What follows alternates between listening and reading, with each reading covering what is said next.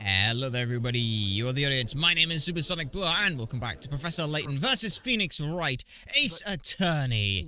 Last time, we talked a little bit more with Akira and realized that Lady Darklaw herself needs questioning, but without an Inquisitor standing behind the bench, that would be impossible, until the Professor turned up and said they could fill that role. What am I doing, Mr. Wright? Yeah, you were supposed to show up with some decisive evidence and save the day, Professor.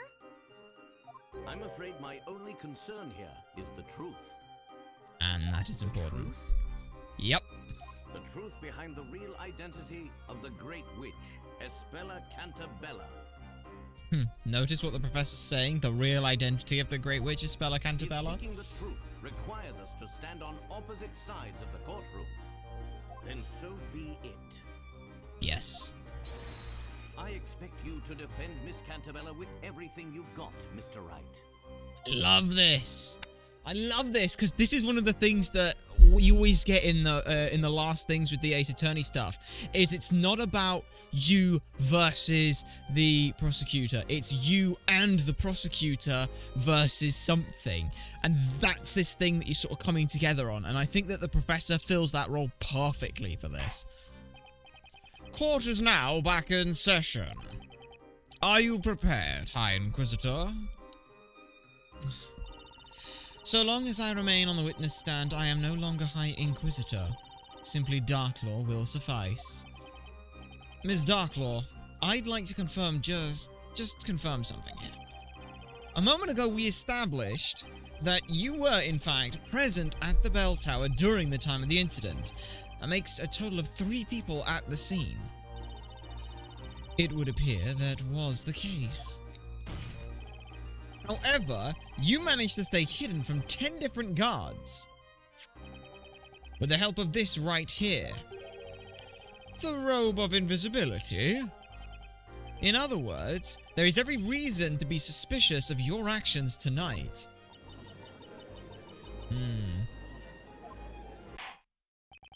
Lady Darklaw, while I cannot believe you would deceive us in such a way, I ask that you tell the court what happened at the time of the incident. Very well. So, let's see what Darklaw has to say here. The town square was to be the parade's final stop. I patrolled the perimeter to ensure nothing was amiss. As I passed by the bell tower, a pair of small footprints leading inside caught my eye. I went inside to investigate. I had my own reasons for not allowing any one of those vigilantes to see me. I climbed the stairs up the bell tower and saw an intruder inside with their back turned. I proceeded to apprehend them. You apprehended the intruder? While I hold the position of High Inquisitor, there are often times when I must partake in various secret tasks unbeknownst to the citizens of Labyrinthia. One of those tasks being ensuring the security of the storyteller. Security? As such, there is nothing odd nor suspicious about my actions tonight. I see. Defender, you may now begin your interrogation. Layton already knows that something's up here, but he doubt he'll just let us get away with it so easily in these things. So let's see what we've got. The town square was to be the parade's final stop. I patrolled the perimeter to ensure nothing was amiss. Fair enough. Passed by the bell tower, a pair of small footprints leading inside caught my eye. I went inside to investigate. I had my own reasons for not allowing any one of those vigilantes to see me. What reasons were they? And what were those reasons? They relate to protecting the storyteller. It was something I was told to carry out at that particular time. Did it perhaps have something to do with what was already decided upon in the story? The storyteller's word is absolute. Therefore, any and all those who make an attempt to alter his will must be dealt with immediately. Oh? But something's odd here. Remember what Kira told us earlier?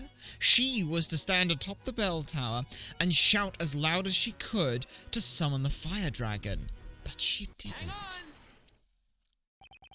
Excuse me, Miss Kira. Witness! Yes? Figures, she really doesn't remember her own name. You seem to be deep in thought about something.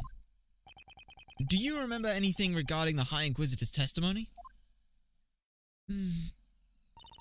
No, I'm sorry. Nothing in particular.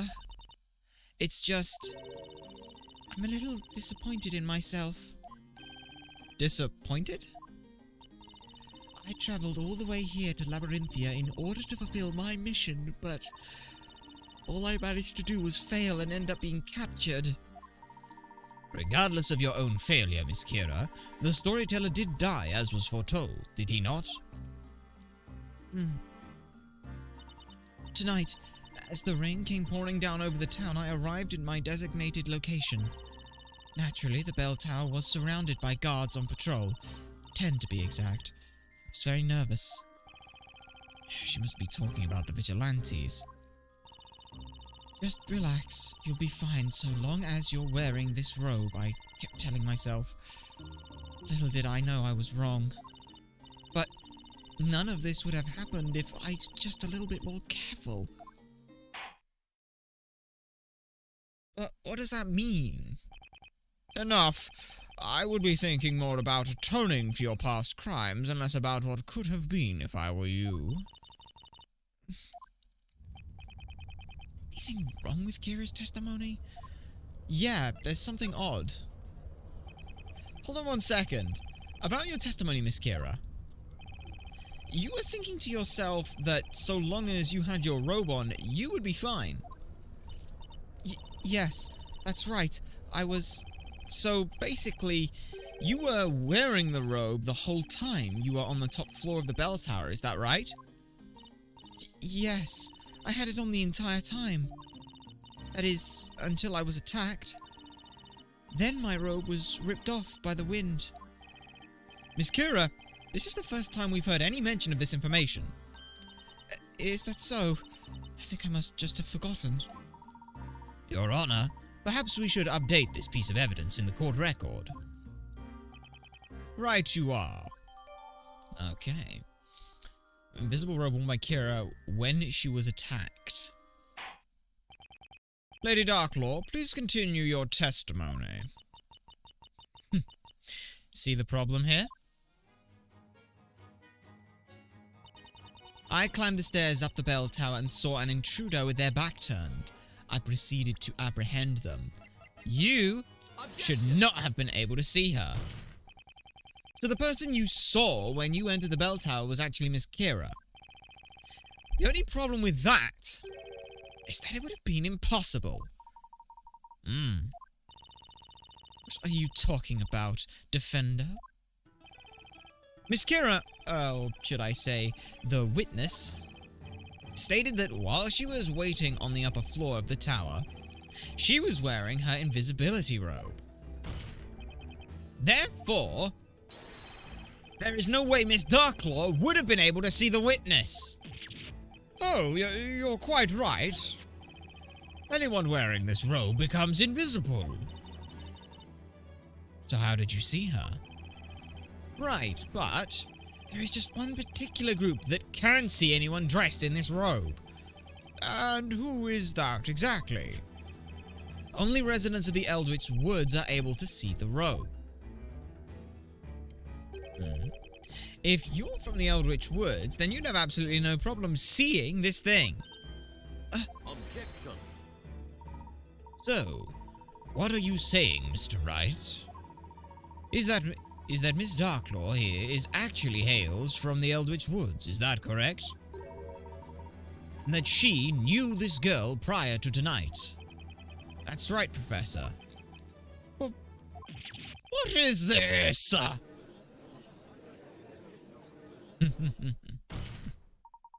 most impressive display, Mr. Wright. However, there is one detail that you appear to have overlooked. Something I overlooked? You say Miss Darklaw saw something she should not have been able to see. However, the truth is that there is one other possibility as to what occurred tonight. Did he just say what I think he said? It's rather easy to work out. Quite simply, the Witless was not wearing the robe in the first place. What are you talking about, Inquisitor? This witness has proven her memory of tonight's events to be quite unreliable.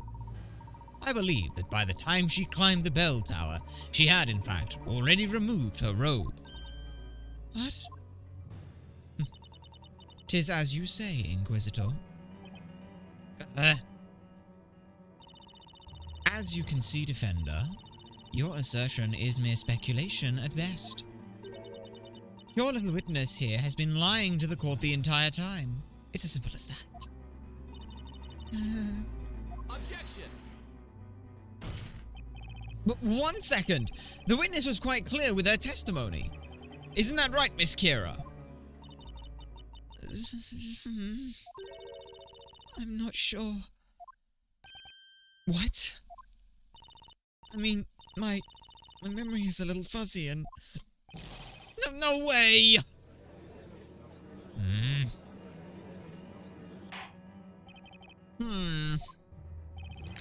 It would appear there is nothing more to be gained from this line of questioning. Your Honor, I suggest we return to the cross-examination. A fine idea, Inquisitor. Well then, Lady Darklaw, will you please continue with your testimony? As you wish. How you slice it, Kira looks like she's definitely hiding something. If only there was some way to get her to talk, huh, Nick? No matter what Kira says, Darklaw just stays cool and brushes it off. Yeah, this isn't gonna be easy, that's for sure. That's why we really need to set our sights on Darklaw. If we keep doing that, then sooner or later Kira is bound to speak up and say something. Oh, Nick! That's your most dastardly devious plan yet! Alright, I know there's still a clue or two in this testimony somewhere. I'm gonna find it. I should get back and double check her previous testimony. There have to be some more contradictions here.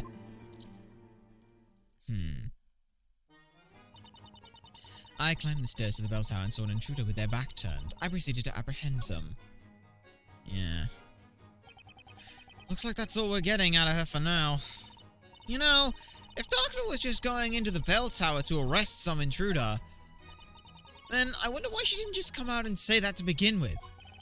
Simple. That information was on a strictly need-to-know basis.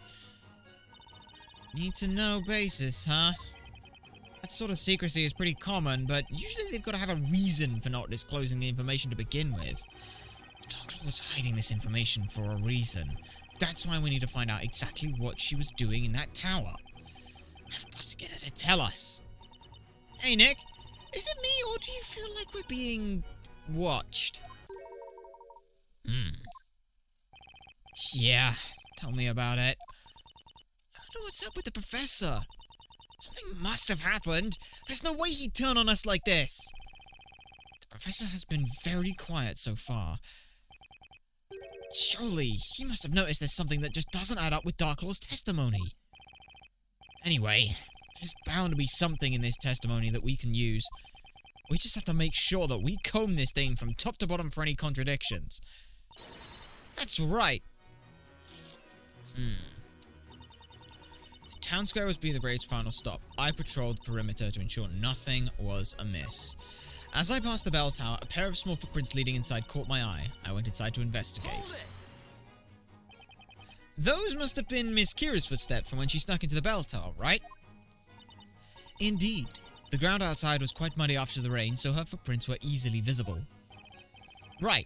According to the vigilante's testimony, they thought the footprints looked like Foxy's, but it turned out that they weren't hers. That's right. Her footprint would have contained a mark with her stiletto where her stiletto would have been. But the footprints I saw at the bell tower contained no heel mark at all.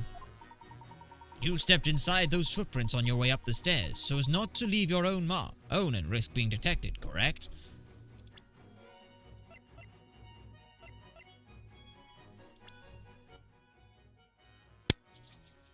If you were stepping inside of those, you would have been doing that on your own heels, would you not? Because you didn't want to leave a heel yourself.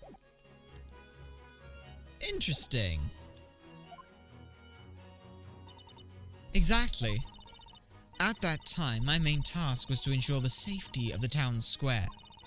In doing so, it was of the utmost importance that no one knew of my presence there. Had the townspeople noticed your presence there, it would have undoubtedly have raised some suspicion. Indeed, so naturally that is why I did not wish to be noticed by the vigilantes. Therefore, it was imperative that I mask any trace of my being there, even if it means utilizing another's footprints. I see. A clever tactic worthy of the High Inquisitor herself. Is there anything off about her testimony just now? Oh yeah, there's something very wrong. Miss Darklaw, I just noticed something in your testimony that's very relevant to the case. The defense requests you amend your testimony. You just can't help letting that ridiculous imagination of yours run wild, can you? The Inquisition has no objections. Very well. The witness will amend her testimony.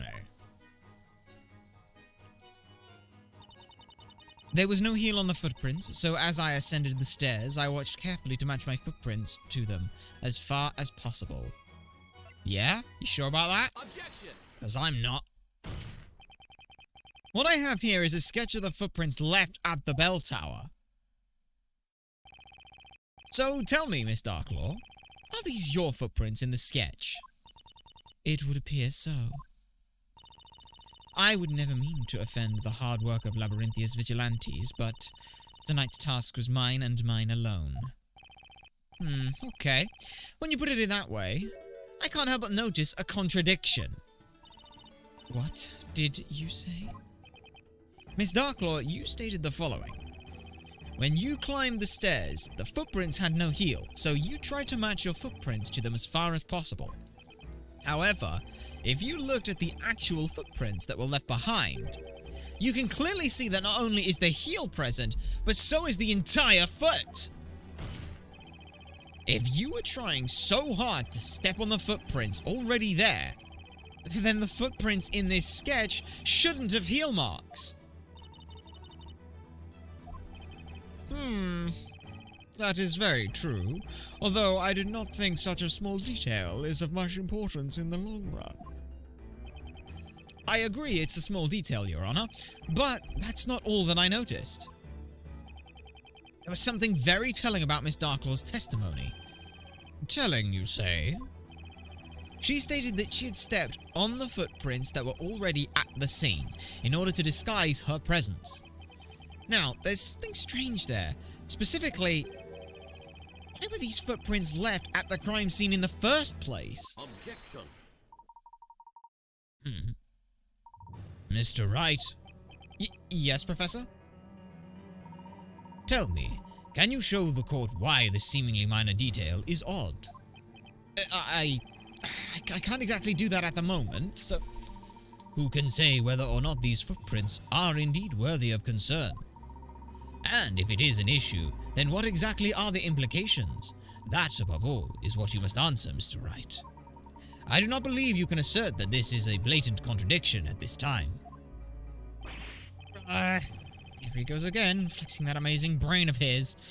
No, Phoenix, he's not cutting you off. He's making you go the right way. He's making sure you don't jump the gun. You have to think this all through, because Darklaw will twist it around in knots, and the professor can't help you if she does that.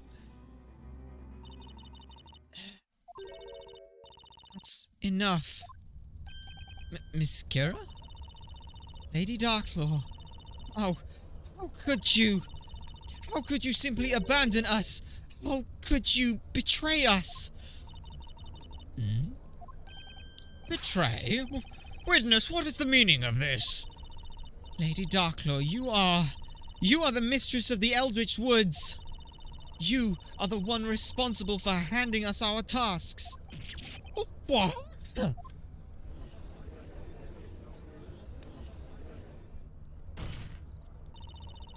This wretched girl is nothing more than a detestable spawn of magic. Her words cannot be taken seriously. People of Labyrinthia, I ask you, What am I, if not a loyal daughter of this fair town? No, you're lying, Lady Darklaw.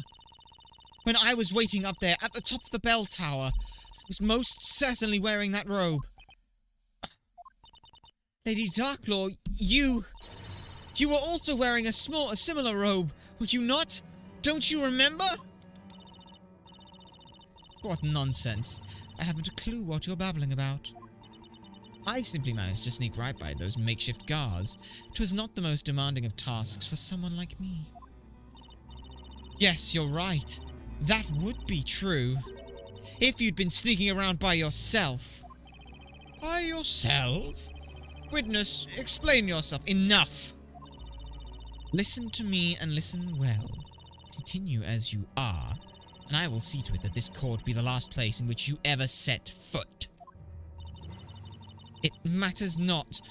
The end is already nigh. After the events of today, I shouldn't even be here right now. Miss Kira, you're saying that Miss Darklaw was not by herself at the time of the incident tonight? That's right. Lady Darklaw was wearing the invisibility robe, and underneath that robe was a young girl passed out on her back. What? A girl? Could that be... Yes. It was the very same girl imprisoned inside that cage up there. You mean... Espella Cantabella?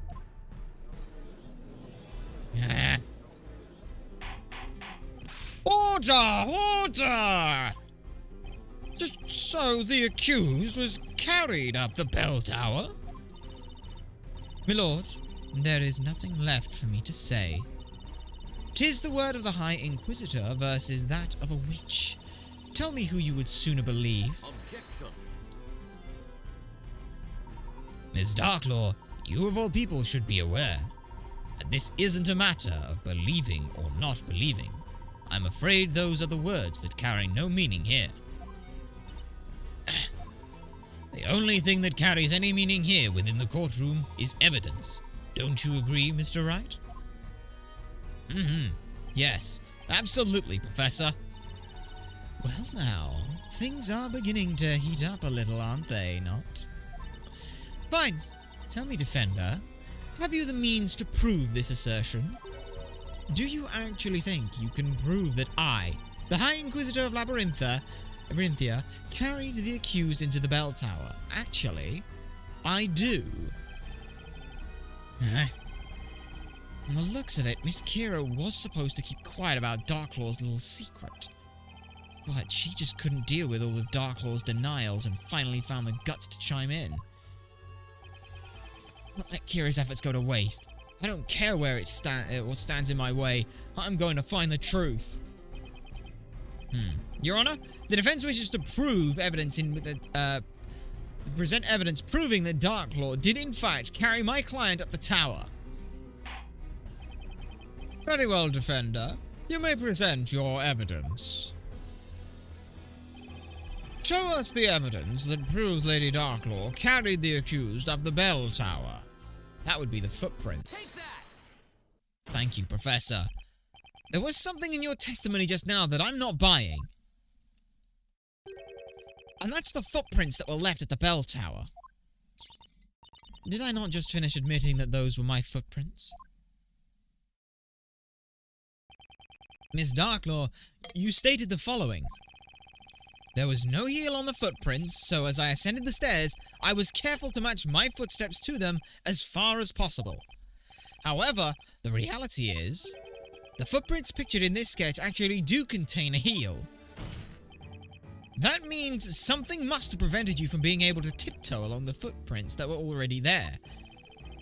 Prevented? You mean... That's right, Your Honor. Miss Darklaw, when you climbed up the bell tower tonight, you must have been carrying Miss Cantabella on your back. Is that correct? If you remember, it rained quite heavily tonight. That means the stairs must have been quite slippery. With your two hands occupied carrying my client, there would be no safe way for you to tiptoe up the stairs without falling. That right there is the truth behind the footprints on the staircase! Very well done. See what the professor was doing? Lady Darklaw, you... Fine, I admit it. It is as you say. I donned the robe and made my way up the tower. But I was not alone. I carried both Isabella Cantabella and her little friend up the tower with me. Little friend? That black-furred creature of hers. The thing is nary ever a second from her side. Oh, she must mean Eve! When I arrived at the top of the tower, I saw this girl already there and called out to her. I was very shocked to see the mistress show up in person like that. The girl's presence was an inconvenience, so I immediately put her to sleep. Believe it or not, it's just like you said, Defender. I used what remained of Belduke's medicine to put the girl out for the picture. And that's when Miss Kira put up a fight and pulled this pendant right off your neck, correct? That's right. I cannot fathom it. That would mean that this pendant actually belongs to you, Lady Darklaw. Alright. I just have one question, Miss Darklaw. Why? Why take Isabella up the bell tower? Why render her unconscious? And why go through the trouble of sneaking past the guards? What exactly was your aim of all this? I am in no way obliged to answer that question, Defender. What makes you say that? Simple. None of this has any relevance to the case at hand. That is why... Objection! Miss Darklaw, you rendered the witness unconscious and locked her up at the top of the bell tower. I'd say that is more than a little relevant. Objection! Not at all. Your Honor, if I may, the Inquisition believes the defense's question to be irrelevant to the current case. Professor, what are you saying there? What are you saying? It would seem the defense has forgotten a very important point. Namely, the point of this, Mr. Wright. Huh? The aim of this trial is to find the identity of the Great Witch Bezella. Whether or not Miss Darklaw locked the witness at the top of the bell tower is hardly relevant to the purpose of this trial. But there is one thing that is very clear. Neither Miss Darklaw nor this witness could possibly be Bezella. What? If either one of the two were Bezella, then there would be no need for them to have used this robe of invisibility. They cannot use any magic, therefore it is inconceivable that either of them could be the Great Witch. A rather straightforward argument, if there ever was one. At the time of the incident, there were 3 people present. Of those 3, 2 used the robe of invisibility to vanish from sight, leaving only one person. Indeed, Miss Cantabella. With this in mind, the larger question is, who is Bezella? Is that not obvious? The accused, Isabella Cantabella, is the only possible answer. Besides, the accused's voice was heard by all the townspeople, chanting the spell Grandworm. Or Grandworm. Not so fast! I happen to think these witnesses are extremely relevant to this trial. Did you forget about Miss Kira? She supposedly took a one-way trip to that pit of fire over there. And yet, here she is in one piece, testifying that she returned in order to kill the ruler of Labyrinthia, the storyteller. Then there's Miss Darklaw, who rendered the defendant unconscious and proceeded to transport her up the bell tower. I'd say there's more than enough reason to investigate who these two really are. Only to discover that they are not, in fact, the Great Witch Bezella. I'm saying there's a possibility that these two are somehow related to Bezella. The court will now announce its thoughts on the matter. I must say, what Inquisitor Layton has stated certainly does ring true. However, Lady Darklaw, I have one question I must ask you. What exactly were you hoping to accomplish here tonight?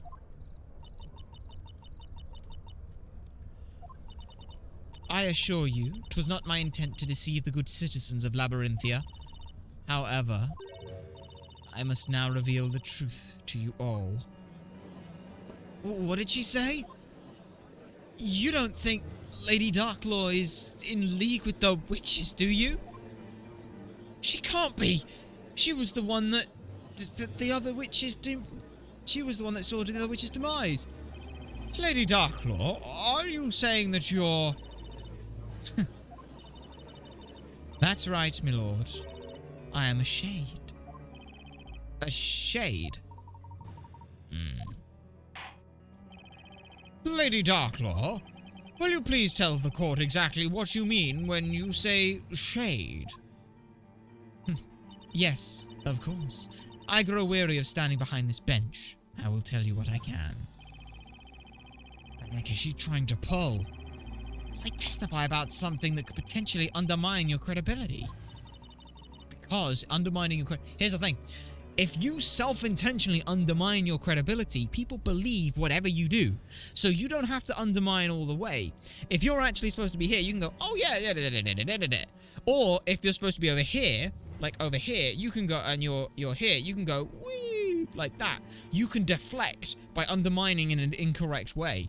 That is the point of undermining yourself. It's why, if you're trying to get someone to believe something from you, if it's a lie specifically, throw in an embarrassing little detail about it. Doesn't matter if it's true or not. Make it believable, and people are more likely to believe you because there's no reason to make up a lie that self-deprecates. People do not believe that lying to make you look bad is a thing that people do. It's one of those weird little things that humans do. Anyway, that's a nice little psychology point there to end off the video. And, like I said, we're going to end off this video here. Next time, we'll be having a look at what exactly a shade is, what exactly Lady Darklaw is involved with, and just who the bloody hell is Bezella, because we still don't really know. But that's all to be found out next time. For now, this video will end here. If you have enjoyed this episode of Professor Layton vs. Phoenix Wright, then do be sure to like, comment, and subscribe for more, and to share this stuff so people know that it exists. My name has been Supersonic Player. You guys have been a fantastic audience, and I shall see you all next time.